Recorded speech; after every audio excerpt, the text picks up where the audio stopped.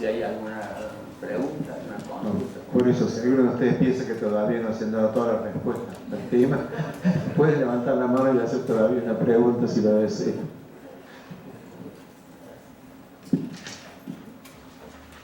¿Están satisfechos? Sí, diga.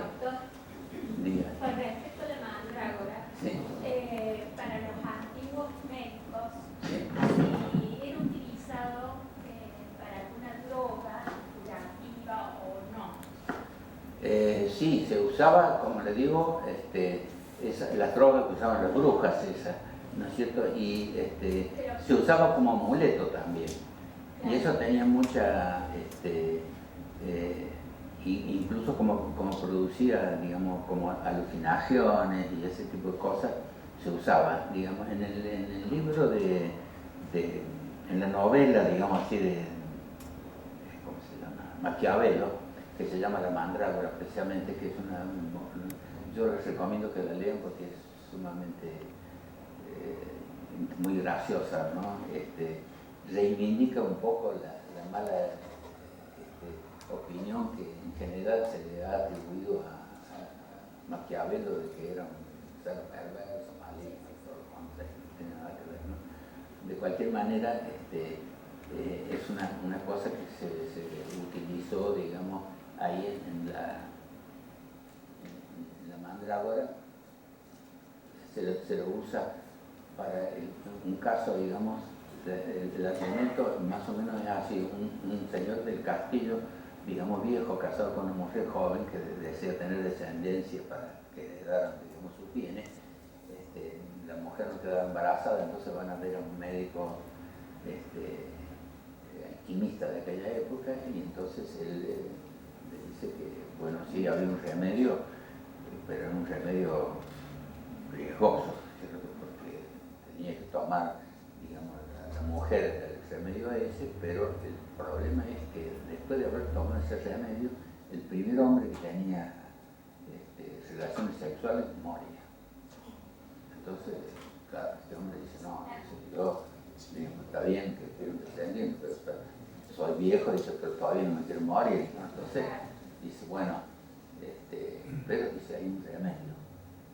Usted tiene el momento, dice, y dice, ¿cuál es el remedio?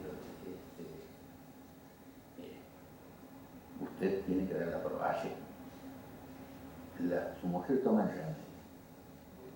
Después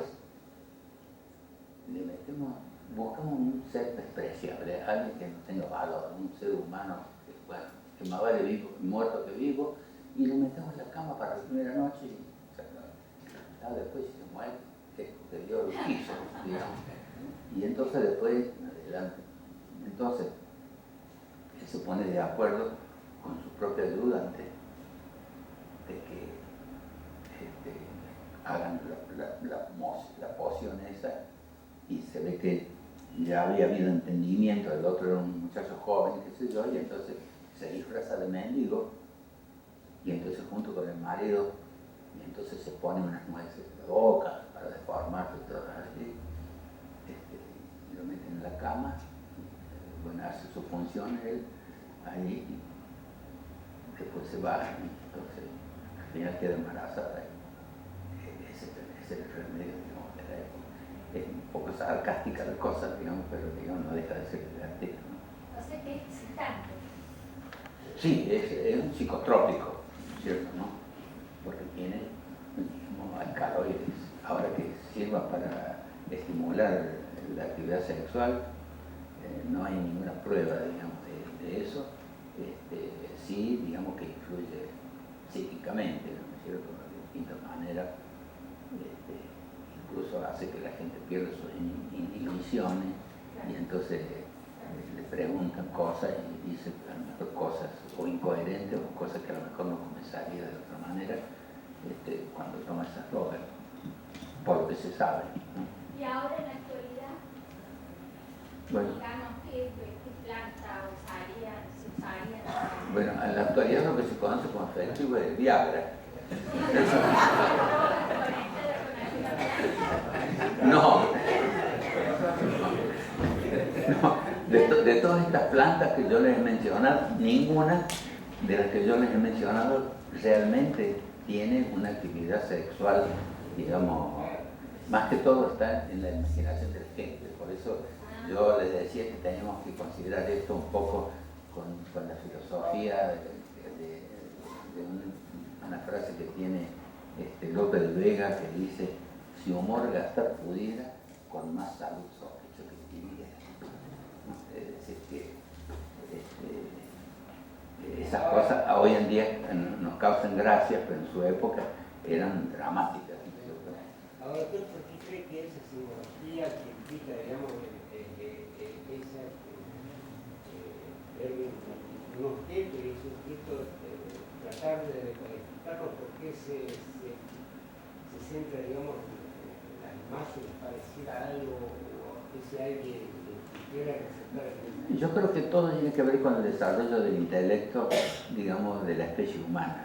Porque, por ejemplo, los animales más primitivos están guiados solamente por un estímulo. Usted ve, por ejemplo, que los animales, cuando entran en celo porque en un momento determinado producen una feromona, que es una sustancia química que gatilla dentro de sus programas genéticos el deseo sexual.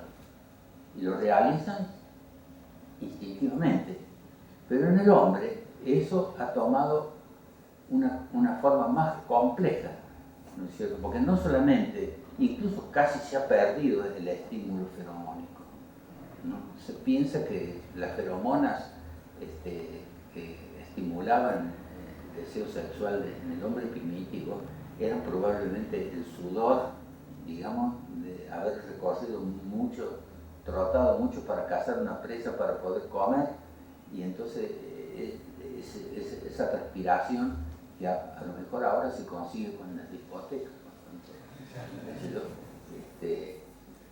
producía, digamos, pero aparte de eso, digamos, se ha desarrollado la cuestión psíquica, es decir, el hombre es un animal visual esencialmente, de modo que, digamos, las formas, digamos, asociadas, digamos, las curvas, las depresiones, todo ese tipo de cuestiones forma, digamos, un componente muy complejo, digamos, incluso los sonidos, la música, todo es una cosa que está correlacionada, digamos, y asociada con ese fenómeno, digamos, que en los animales a lo mejor es muy ocasional, está muy determinado por un estímulo muy particular y que dura un instante y se termina. En cambio, el hombre incluso tiene consecuencias previas y posteriores, digamos, al acto sexual.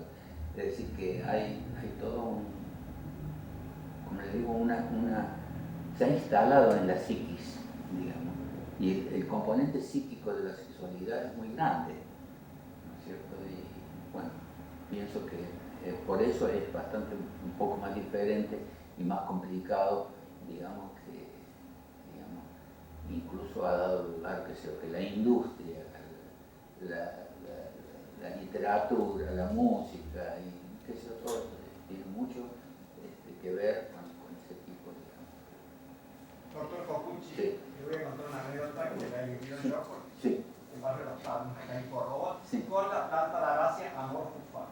Una vecina tenía la planta y cuando está la cara en flor Sí. y el espádice, el Sí. intestino del medio, ¿no es cierto? Parece el órgano del miembro del Sí. hombre. Sí. Va y le dice, la lleva a la vecina a una fuente, mire, doña Rosa, si no parece el miembro de un hombre. Le cuento esto porque ella no sabía nada botánico, Sí. pero toda impresionada porque parecía el miembro del hombre, ¿no es cierto? Sí. Y estas cosas que existen. Claro, y una de esas por ahí lo han usado y como es una aracia, le produce el efecto de la dicha.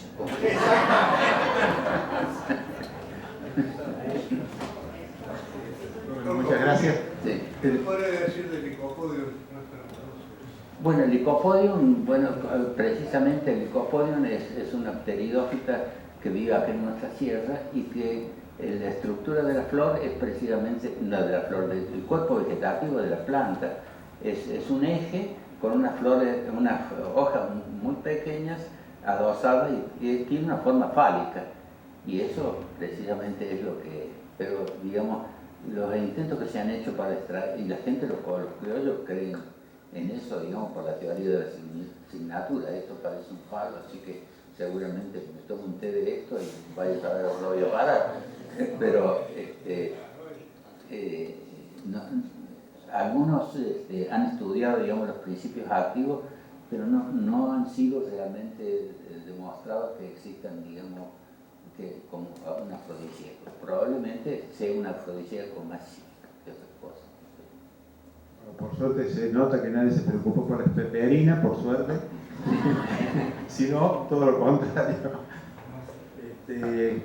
Anuncio que tenemos una charla más en el mes de octubre. Esta vez le toca al doctor Gleiser. Y el título de la charla es Simetrías y la partícula de Dios. En realidad, debemos pensar que la palabra simetría encierra en sí misma la búsqueda de la simetría perdida o la simetría perfecta por parte de los físicos, y eso tiene sus consecuencias cuando uno trata de hacerlo en la realidad. Vamos a ver qué nos cuenta él, probablemente sea ilusión o realidad, pero todo será dicho recién el 9 de octubre. Por ahora nada más, muchas gracias a ustedes.